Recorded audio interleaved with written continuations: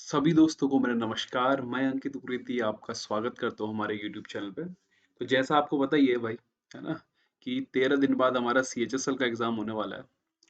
12-13 दिन जितने बचे हुए हैं। तो मैं ज्योमेट्री का सेशन लेके आ रखा हूँ आप लोगों के लिए, मतलब अभी कुछ सेशन मैंने पहले करा दिए हैं और कुछ करा रहा हूँ। तो थ्योरी भी करवा रहा हूँ और साथ साथ में आपकी क्वेश्चन की प्रैक्टिस भी करवा रहा हूँ।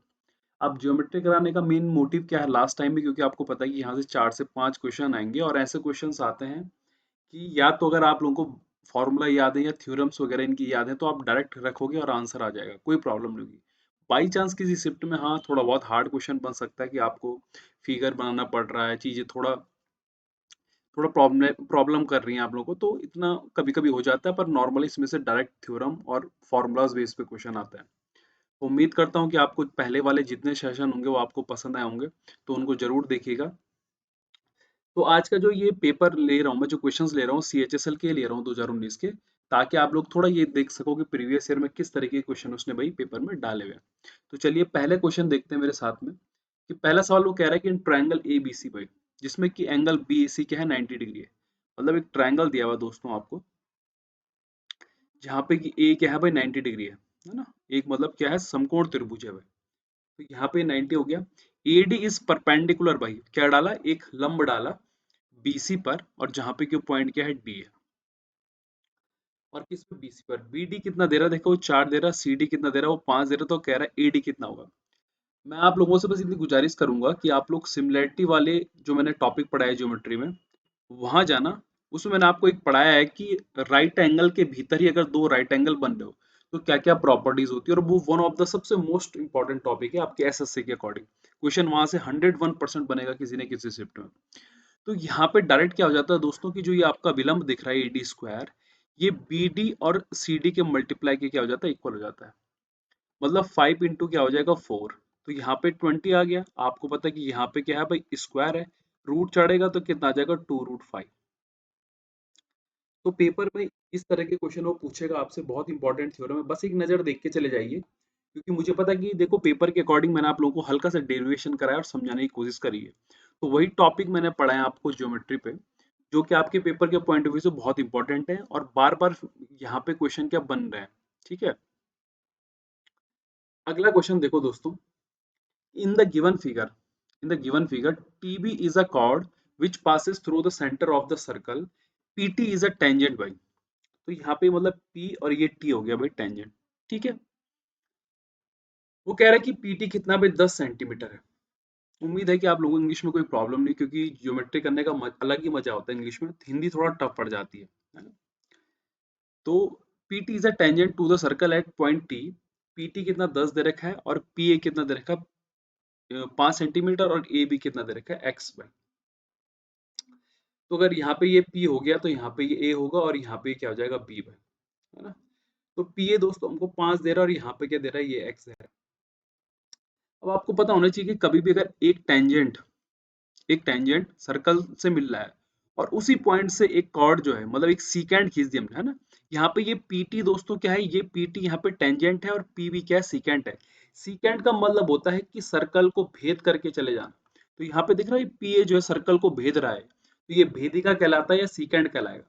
तो यहाँ पे प्रॉपर्टी क्या लग जाएगी दोस्तों, देखो कि PT का स्क्वायर जो होगा वो होगा, देखो PA, है ना, इंटू PB भाई। तो यहाँ पे अगर करूँ तो 10 दशंक की 100, ये 5 और ये 5 प्लस एक्स, है ना। अब ध्यान से देखना, आपको पता है कि 100 ये तभी बन पाएगा अगर जब ये 15 आएगा भाई, क्यों, 20 पंजे कितना होता है 100, तो एक्स की वैल्यू कितना आ गया दोस्तों, 15 आ गया। अब आपको पता है, ध्यान से समझना, कि यहाँ पे एक लाइन दे रहा हो कि TB is a cord which passes through the centre of the circle. TB एक जीवा है जो कि सर्कल के केंद्र से होकर के जाते हैं। अगर केंद्र से होकर के जा रही है दोस्तों, तो ये आपको पता होगा कि ये अगर केंद्र होगा यहाँ कहीं पे, है ना, तो ये कितने डिग्री का एंगल होगा भाई, 90 डिग्री का। जो आपकी क्या होती है, टेंजेंट होती है, वो सर्कल के साथ में, मतलब जो स्पर्श रेखा होती है हमारी भाई, वो सर्कल के सेंटर के साथ में 90 डिग्री का बनाती है। अब पाइथागोरस लगा दो यार। पाइथागोरस जब हम लगाएंगे तो हमें क्या मिलेगा, देखो ये तो मिल गया कितना भाई 400, और माइनस 100 कितना 300, है ना। तो BT स्क्वायर इक्वल टू कितना हो गया, देखो 300। मतलब यहाँ से कितना मिल गया, 10√3 मिल गया। लेकिन दोस्तों यहाँ पे देखो ये क्या है, BT है 10√3, है ना। मैंने इसमें क्या लगा दिया, देखो पाइथागोरस लगा दिया किस पे, ट्रायंगल पीटीबी में। और पाइथागोरस आप लोगों को सबको पता है भाई कि पाइथागोरस थ्योरम क्या होती है। तो यहाँ पे लगाया तो ये 10√3 आ गया, लेकिन ये तो बीटी है, मुझे निकालना क्या है रेडियस, तो इसका क्या कर दूंगा हाफ, तो मतलब कितना 5√3। जल्दीबाजी में यहाँ पूरा का पूरा 10√3 को सही मत कर जाना भाई, वो रेडियस पूछ रहा है दोस्तों, ये कॉर्ड थी ठीक है, सॉरी डायमीटर थी, माफ करना, कॉर्ड कह रहा हूँ। अगला देखो, इन ABC is an isosceles triangle भाई। एबीसी क्या है दोस्तों, एक आइसोसेलेस मतलब समद्विबाहु त्रिभुज है। आइसोसेलेस मतलब समद्विबाहु त्रिभुज है। ए बी बराबर ए सी है, और ये कितना 13, ये भी कितना है भाई 13, और ए डी क्या है, मीडियन है on B C from A such that A D equal to कितना 12। अभी मैंने कुछ दिनों पहले आपसे कहा था कि आइसोसेलस है ना, आइसोसेलस और इक्विलेटरल ट्रायंगल में अगर ये ए डी मीडियन है तो ये पक्का क्या होगी, परपेंडिकुलर होगी। क्या होगी, परपेंडिकुलर होगी। अब अगर ये 12 दे रहे तो देखो ये भी 5 होगा और ये भी 5 होगा। आप कहोगे सर कैसे, मैं कहूंगा बच्चों 5, 12 और 13 का इतना फेमस ट्रिपलेट होता है जो हम बचपन से पढ़ते हुए आ रहे हैं। तो हमसे क्या निकालने के लिए कह रहा है बीसी, तो बीसी कितना आ जाएगा दोस्तों 10 सेंटीमीटर। तो जितनी भी चीजें आ रही हैं क्वेश्चंस में, मैं वो सब चीज आपको थ्योरी में करा चुका हूँ, है ना। मैंने इतना ज्यादा कोर्स भर के नहीं डाला शुरुआत में, क्योंकि मुझे पता है कि आप लोगों को रिवीजन करने में क्या आ सकती है, प्रॉब्लम आ सकती है। तो कोर्स उतना ही डाला है जितना आप हजम कर सको भाई, है ना, और आगे भी डालता रहूंगा एक एक टॉपिक करके। अगला देखो, two circle with centres P and Q है। दो सर्कल है, एक सर्कल बड़ा बना देता हूँ, एक सर्कल थोड़ा क्या बना देता हूँ छोटा। पी एंड क्यू भाई, इनके क्या है, सेंटर क्या है पी, और यहाँ पे क्या मिलता है क्यू भाई, ठीक है। तो इसकी रेडियस कितनी हो गई दोस्तों 7 हो गई, और इसकी यहाँ से कितनी हो गई भाई 3। Touch each other externally point A, तो ये पॉइंट जो है इस पॉइंट का नाम क्या है भाई ए है, ठीक है। PC is direct common tangent to these two circle where B and C are the points on the circles भाई। मतलब ये कॉमन टेंजेंट हो गई, तो यहाँ पे ये B हो गया दोस्तों, और यहाँ पे क्या हो गया C हो गया। हमें BC की लेंथ निकालनी है।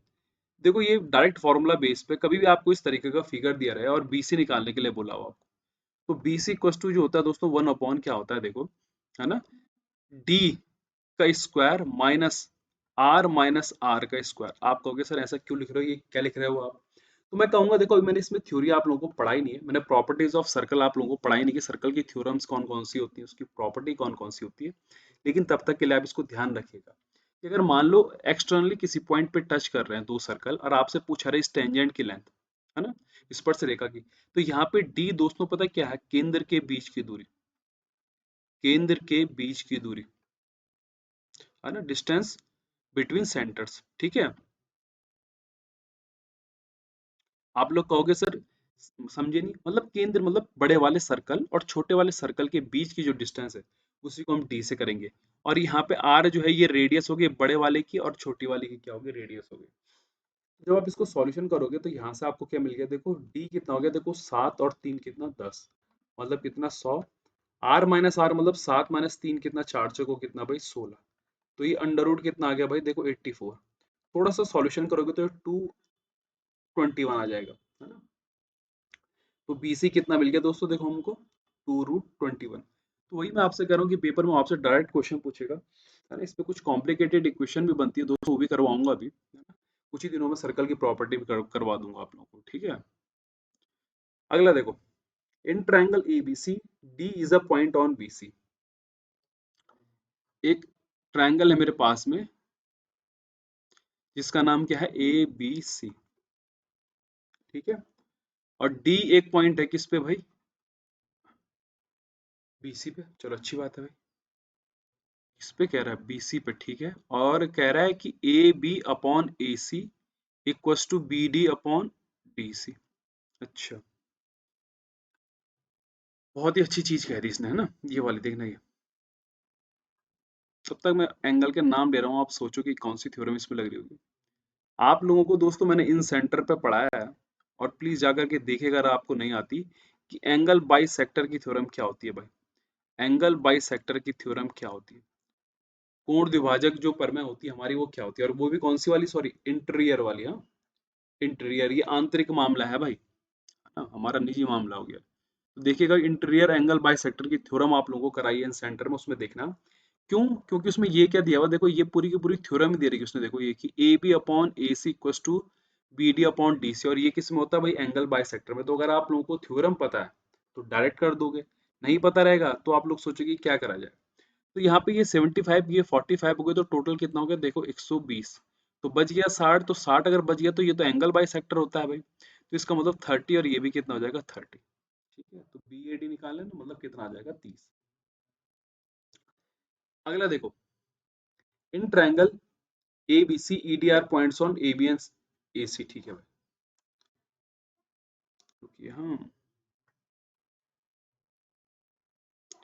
इन ट्रायंगल ए बी और ये क्या हो गया भाई सी। ठीक है, ई डी, ई और यहाँ पे क्या D, points on A B and A C.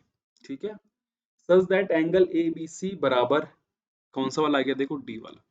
ठीक है, इफ ए इक्वस टू 6 हो गया, ए डी इक्वस टू 4 हो गया, ई बी इक्वस टू 4 हो गया, तो हमको निकालना है डी सी, मैंने इसको एक्स मान लिया।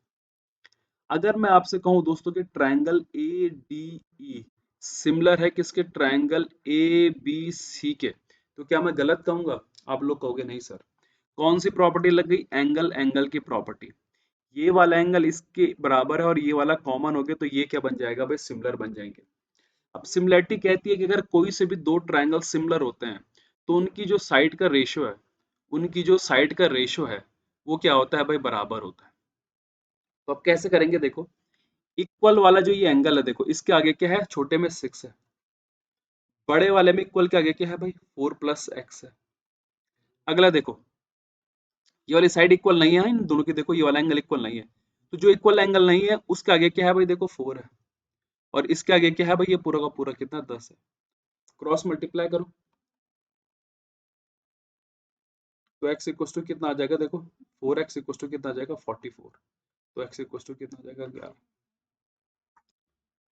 सारी सिमिलरिटी पे बेस है, पढ़ाया जा चुका है आपको, वो टॉपिक सारे कंप्लीट किए जा चुके हैं जो कि आपके पेपर के पॉइंट ऑफ व्यू से बहुत इंपॉर्टेंट है, और डरने की कोई जरूरत नहीं है आपको। ठीक है, A is a point at a distance of 26 centimeter from the center O of a circle radius 10 centimeter। वो कह रहा है कि एक सर्कल है, उसका जो सेंटर है O, वहां से 26 सेंटीमीटर दूर एक पॉइंट है भाई, इसका नाम क्या है भाई, A है। तो अगर रेडियस 10 हो गई तो ये वाला जो होगा ये क्या होगा भाई, 16 होगा, है ना, ये क्या हो जाएगा, 16 होगा। वो कह रहा है AP and AQ are two tangent of circle at the points of contacts P and Q भाई, दो स्पर्श रेखाएं खींची भाई इससे, तो यहाँ पे ये AP हो गया देखो, और यहाँ पे क्या हो गया देखो, AQ। if A is if a tangent BC is drawn at the point R lying on the minor arc sorry PQ to intersect AP at B भाई, तो ये माइनर आर्क तो हुआ देखो यार, है ना, ये PQ वाला जो है ये माइनर आर्क हुआ, ये मेजर आर्क हो गया, साफ साफ दिख रहा है आपको, बड़ा है ना। तो कह रहे हैं कि BC जो है यहीं पे क्या है, इस पे टेंजेंट है, इस पे माइनर आर्क पे, और वो कह रहा है कि PQ to intersect AP, AP पे कहाँ पे करता है भाई, B पे इंटरसेक्ट करता है, और AQ को किस पे करता है, C पे, और BC is drawn at point R lying, इसका मतलब ये जो पॉइंट मिले इसको हम क्या बोलेंगे, R।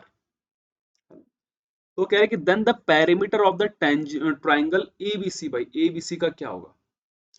दो चीजें अभी मैं आपको बता दूं कि यहाँ पे जो BP बराबर BR हो जाएगा, और RC बराबर क्या हो जाएगा, QC। अब एक बात बताइए, अगर ये 10 और वो है क्या है, 16 कितना 26, और ये कितना हो गया 10, तो ट्राइंगल दोस्तों POA में अगर मैं पाइथागोरस थ्योरम लगाऊं तो क्या मेरे पास में AP मुझे 24 नहीं मिल जाएगा? आप कहोगे हाँ सर। उम्मीद करता हूँ कि पाइथागोरस थ्योरम आपको पता होगा। कौन से वाले ट्राइंगल पे लगाया मैंने, देखो इस वाले ट्राइंगल पे, इस वाले ट्राइंगल पे। तो अगर AP 24 आ गई दोस्तों तो QC भी तो 24 होगी कि नहीं होगी।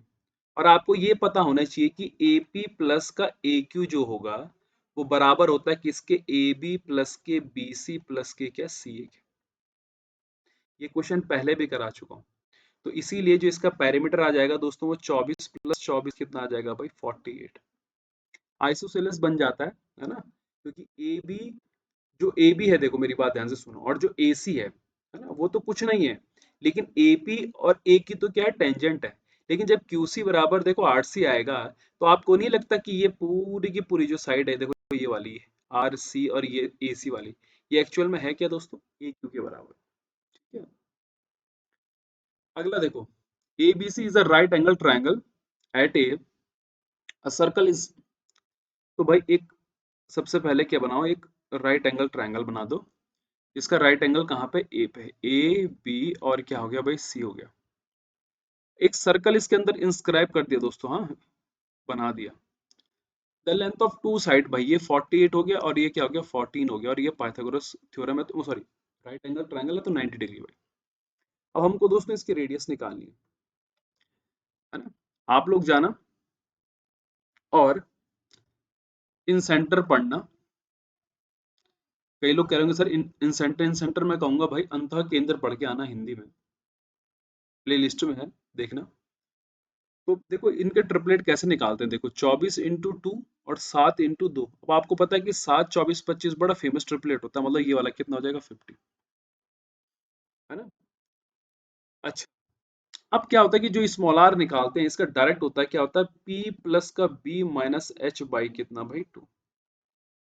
तो यहाँ पे P परपेंडिकुलर बेस और हाइपो, मतलब क्या, कर्ण आधार और सॉरी लंब आधार और कर्ण और उनका क्या आधार। तो 48 और 14 अगर जुड़ गए तो कितना बन जाएगा भाई, 62 माइनस का 50 अपॉन का 2, मतलब कितना आ जाएगा, 6। कितना आ गया आपका, 6 सेंटीमीटर। अगला देखो, ABC and BD are two equilateral triangle, है ना। ए बी सी देखो, हाँ एक है ए बी सी, ठीक है, और एक है भाई B D E, B D और E, two equilateral triangle such that D is a mid point of B C. अच्छा, डी मिड पॉइंट, अरे इसी के अंदर बना हुआ है क्या, इसी के अंदर बना हुआ है, D is mid point of B C.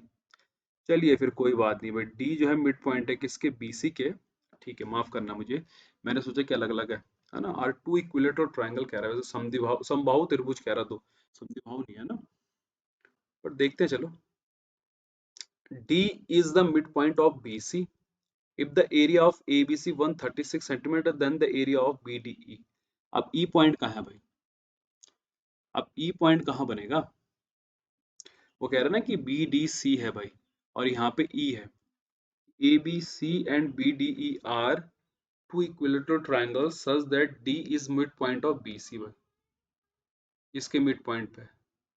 अच्छा, तो क्या ऐसा कुछ बन रहा होगा, क्या मुझे लग रहा है शायद ऐसे ही बन रहा होगा, शायद ऐसे ही बन रहा होगा, और क्या बन सकता है बताओ। ये BD और यहाँ पे क्या मिल गया भाई, E बन गया, है ना।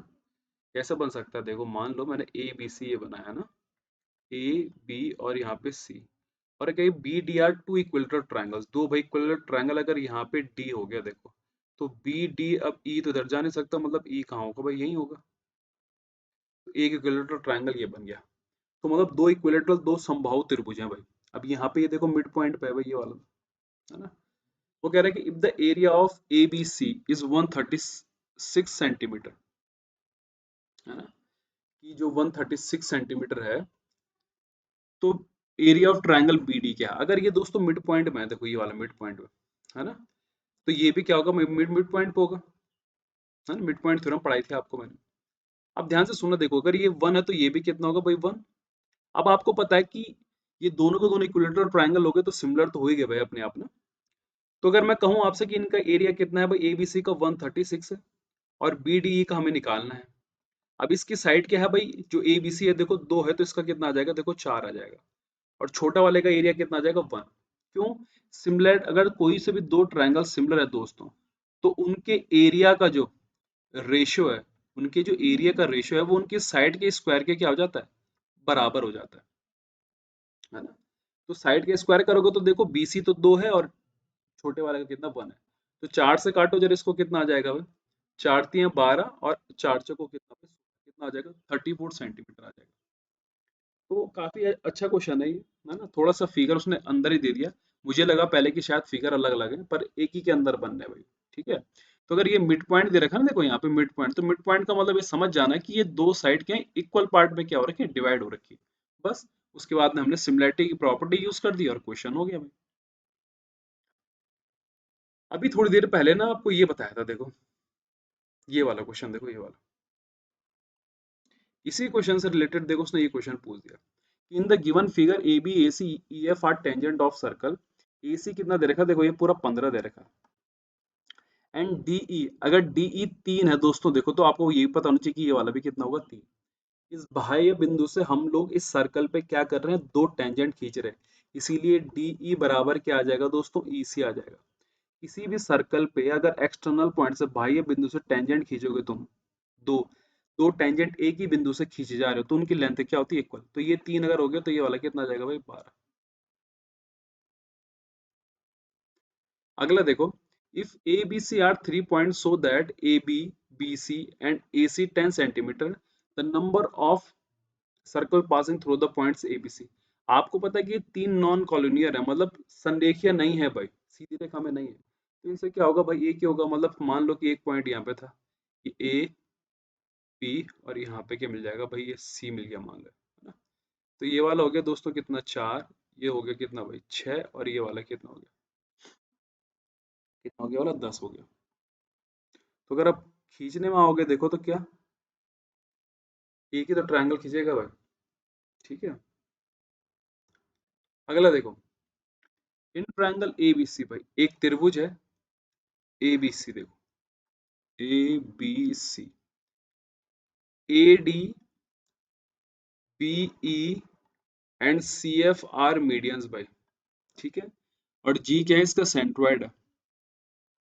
If the area of the triangle D G C, देखो अगर डी जी सी, अब ध्यान से समझना, मैंने आपको सेंट्रोइड में पढ़ाया है, क्या पढ़ाया मैंने सेंट्रोइड में, कि जो सेंट्रोइड में ये जी होता है, क्योंकि ये मीडियन है दोस्तों, तो एक बराबर एरिया में भी बांटता है, ठीक है। तो बराबर अगर एरिया में बांट रहा होगा तो जो ये सारे के सारे आपको दिख रहे हैं ना, सारे के सारे इसके अंदर, इन सब का एरिया क्या होता है, बराबर। आप सेंट्रोइड में जाना, कंप्लीट थ्योरी पढ़ा रखी है आप लोग। तो यहाँ पे अगर डीजीसी देखो, डीजीसी अगर 20 होगा तो ये भी 20, ये भी 20, ये भी 20, ये भी 20, सब छोटे छोटे ट्रायंगल जो दे रहे हो सब 20 बन जाएंगे। तो कह रहा है कि area of A G F और बी जी एफ कितना होगा, तो भाई ए जी एफ कितना हो जाएगा 20, और बी जी एफ भी कितना हो जाएगा प्लस का 20, मतलब कितना आ जाएगा 40।